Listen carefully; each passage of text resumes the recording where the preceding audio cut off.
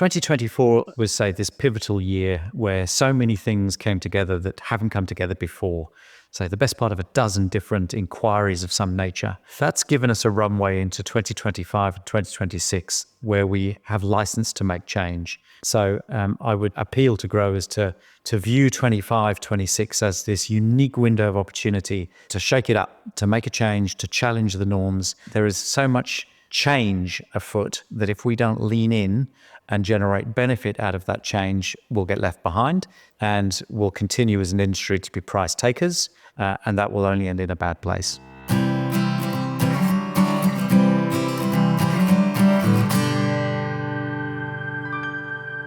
Welcome back to the Vegalogue podcast, a dialogue about the Australian vegetable industry from AUSVEG. I'm Alex Lashchuk.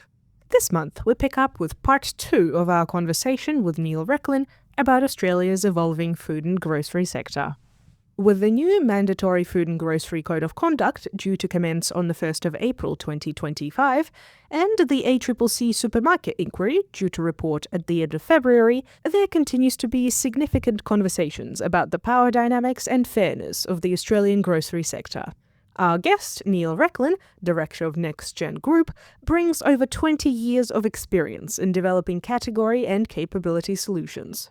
Neil is deeply involved in the evolution of the Food and Grocery Code of Conduct, working with manufacturers, industry bodies, and the ACCC to ensure its continued progress. Join us as Neil shares his perspective on the impact of the current changes, what to watch for as the new code takes effect, and what measures he thinks should still come to improve the grower-retailer relationship. The ACCC Supermarket Inquiry has released its interim report in September last year, with a final report due before 28th of February. What meaningful outcomes would you like to see come out of the ACCC inquiry, and how do you think the inquiry recommendations will affect the new compulsory code of conduct? Again, if I may, I'll take the last part of that question first. The version 3 of the code is now drafted and signed by the Governor-General. So anything that comes out of the ACCC inquiry is now not going to impact version 3 of the code. That is now going to pass into legislation on the 1st of April. The ACCC inquiry into the supermarkets will likely get published to the politicians on the 28th of February, as you say. That doesn't mean it becomes public domain. That goes to the ministers. The ministers have up to 4 weeks to then release it. If they don't, it will then be released by the ACCC, so by the 28th of March. So even if there were the ability to influence the code, it's likely that we'll have visibility. The masses will have visibility of that at the end of March, and the new code comes into play on 1st of April. So I don't think there will be any impact or interaction between those two different things. Having said that, they both will clearly impact the retailers. I wouldn't like to, second guess what they are going to recommend. I did spend significant time listening to those inquiries. I've listened to pretty much all of them with all of the retailers. It's a week of my life I'm not going to get back. And what was certainly very interesting to note was, and I'm sure someone's done the math, but my BMAT math says about a quarter of the time was spent talking about horticulture. And considering, so that is a significant overinvestment in time versus the proportion of sales that fruit and veg occupy within the retailers. So clearly there is a high degree of interest by the ACCC in the way that the retailers deal with fruit and vegetable growers. And you might argue that the vast majority of fruit and vegetable growers are relatively small, often family owned. They're not a Unilever, they're not a Coke, they're not a Nestle. Their ability to level the playing field in their discussions with retailers is clearly quite different to the major international grocery manufacturers. So by definition, they're more vulnerable, and I think the ACCC is cognizant of that. And I think they will likely have some perspectives on how those interactions should change and how that buy-sell model in the hort space operates. And certainly from the extensive work we've done in this space, there's plenty of headroom to improve. And huge recognition should go to the peak bodies. the AUSVEGs, the apple and pears, the state bodies, Queensland Fruit and Veg, Farmers Federation, etc. There's been a lot of people that have been leaning into these inquiries and telling the story.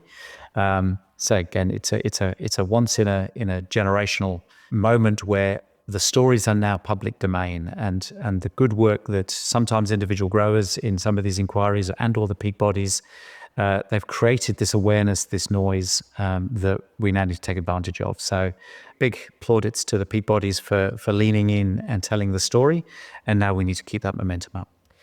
A review of the Horticultural Code of Conduct is likely to be announced in the first half of 2025. Do you think the current horticultural code is working effectively?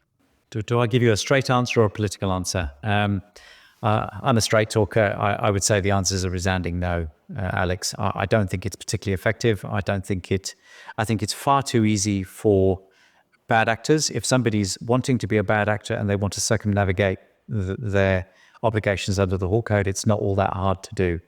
I'm not suggesting that merchants and agents are seeking to operate poorly. There are examples of poor behavior out there. There's examples of outstanding and exemplary behavior as well. But there is too much ambiguity. It is too easy to circumnavigate those requirements. And it's quite telling that the ACCC civil penalties in large proportion have been for admin errors by the merchants for not publishing terms and conditions. That really is, it's kind of getting the mafia on tax evasion. It's a way of sending a message, but really doesn't address the heart of the issue, which is around how prices are established between retailers, agents, merchants, and growers. And I certainly don't need to tell this audience that the amount of money that growers make in terms of profit selling their product is probably at record lows. And I'm not sure the Hort Code to date has helped address that. And I'm optimistic that a review, say likely, kind of Q2, Q3 this calendar year, will hopefully be an opportunity to address some of those issues and create a code that provides a more robust framework for growers to have more robust and reasonable conversations with those they sell product to. Having said that, as I said with the grocery code, again, in the last 6 months or so, we've worked with about 250 growers, farmers, and the level of understanding of the provisions and the protections available to them through the Hort Code are generally not particularly well understood. So again, imperfect tool, but we should at least strive to understand how we can use it to the best of our abilities, because if we don't, then we're just missing an opportunity. So I still think even with that imperfect tool, we could, as an industry, be doing an awful lot more to change the narrative between grower and buyer. What changes would you like to see to the Horticulture Code after the review process? I think that, the hot potato in all of that is obviously pricing. So how prices are established, what a fair return is, whilst maintaining an open and free market. We are an open and free market, and market forces should prevail as ever. But often, from our experience, that isn't necessarily the case. The prices that are paid don't necessarily reflect either the cost to grow the product and/or the genuine and fair market prices available in the market at any given time, be that the certifications, the quality, the amount of product available, etc. All these variables impact what a price should be, and the way that prices are generated, established, and communicated is highly variable. And as a result, it is easy for a grower to end up receiving a price that perhaps doesn't represent appropriate value for that grower, and they end up wearing a price that perhaps is lower than it should be. That's what I would like the new code to better lean into, to create some transparency and improved integrity around pricing. Last year, you conducted over 30 retail negotiation skills workshops, which were developed to enhance growers' abilities to negotiate effectively with retailers. Could you share some of the critical insights or findings from these workshops that might be beneficial for growers across Australia? And how do you think these skills will change their interactions with retailers moving forward? Well, how long have you got, Alex? I could talk for an hour on this one. We ran those programs over the course of 2024 and interfaced with about 250 or so growers. The common message that we heard was, and I really despise the words, growers saying we're price takers. So I get told on a Monday or a Tuesday what price I'm going to get, rather than actually this is the price I'm going to sell at. So that whole kind of dynamic as to what price ultimately is paid for products is a problem, and is one that is in part a systemic industry issue. But having said that, what we did explore in terms of generating better and fairer prices for growers is having a better understanding of the role your product plays within the buying community, be the agent, merchant, retailer, understanding the power that you have. If you're the only person growing figs right now, then that's quite different to having an oversupply of figs. And often those, what we call power dynamics, aren't necessarily well understood by growers. If there's a glut of mangoes, you're not going to get a good price for mangoes. And that's, we live in an open market, that's just real. But when we have a shortage of mangoes, often the growers, I'm using mangoes as an example, the growers don't necessarily understand the broader market dynamic and where their product sits from a quantity, quality, certification, SEDEX, Hort 360, whatever it might be, and the fact that there is a value associated with their ability to supply, grade 1 product, their ability to supply a certified product, be a tier 1 supplier, so on and so forth. All of those things build power. So understanding the power that you do or do not have in those discussions is absolutely fundamental to being able to generate a better price. By the way, the grocery code and the Hort code can also then shape the power that you have in those conversations, and prevent perhaps some behaviours that might seek to erode your power and subsequently the price you generate. So a lot of time was spent talking about understanding the role that you play and how you position yourself, why your celery is different to somebody else's celery. Celery ain't celery, so to speak. And how can you generate a premium for that? And just because you're told by others that celery doesn't mean it is so. So understanding what the difference is with your product, being able to tell others why your product is worth more. If you can't, and the phrase we used often, Alex, was, if you can't tell me why I should pay more for your product, why would I? You have to be able to say why your sweet potato is better than somebody else's, or there's more of it because you can grow out a season where others can't. You have to be able to tell me, the buyer, why I should pay more for your product. And if you can't tell me that story, I'm not going to pay more for your product. It's really quite simple. So a lot of time spent on that. And the other side of that coin was we spent a lot of time working with farmers on more effective procurement. So just because your fertilizer says it's X dollars a ton, doesn't mean you've got to accept that. You're servicing contracts on equipment, you're purchasing of hardware, whatever it might be.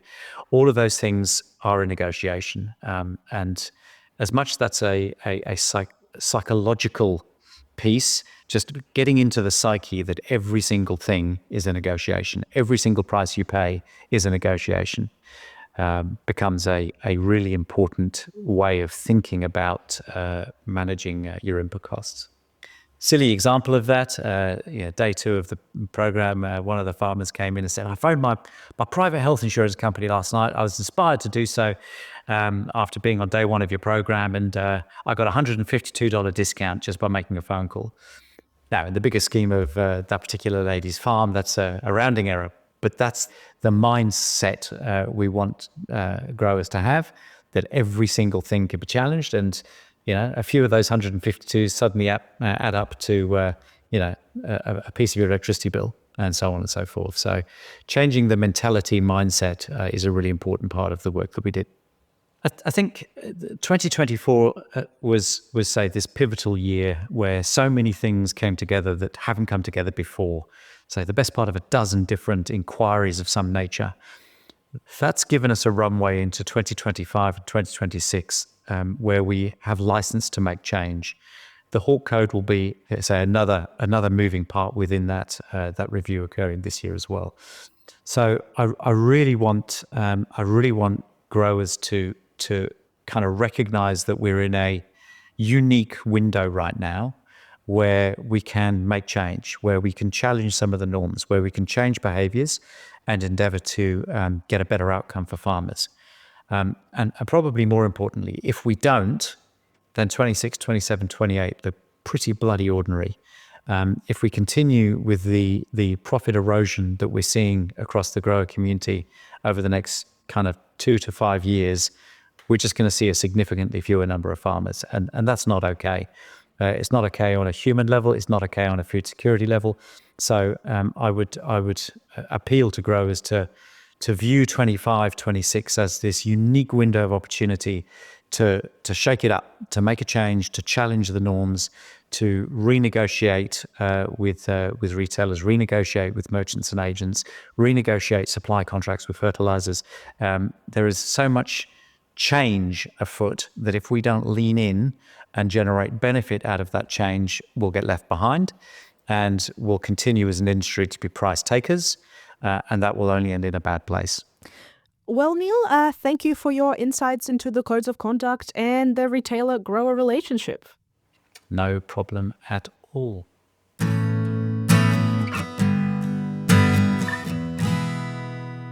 You've been listening to the Vegalogue podcast.